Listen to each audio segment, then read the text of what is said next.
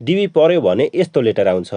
लेटरको top दायाँतर्फ United States Department of State Kentucky Consular Center लेखिएको हुन्छ, जुन ठाउँमा डिबी लोटरी रेन्डमली सिलेक्ट गर्ने गरिन्छ। त्यस्तै लेफ्ट साइडतर्फ हजुरहरूको नाम र एड्रेस राखिएको हुन्छ।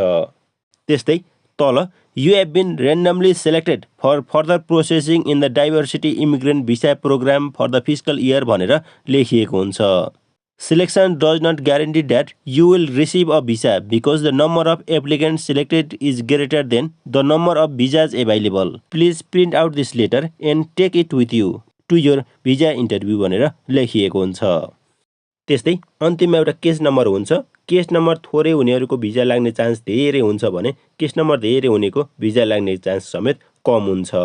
थोरै केस नम्बर छ र डकुमेन्टहरू समयमै बुझाउन सक्नुहुन्छ भने भिजा लाग्ने चान्स धेरै हुन्छ। अन्त्यमा डिबी लोटरी 2026 को फर्महरू भर्नु भएको छैन भने यसै भिडियोको डिस्क्रिप्सन र बायोमा रहेको हाम्रो वाट्सएप नम्बरमा मेसेज गर्नुहोला, हामी सहयोग गर्नेछौँ।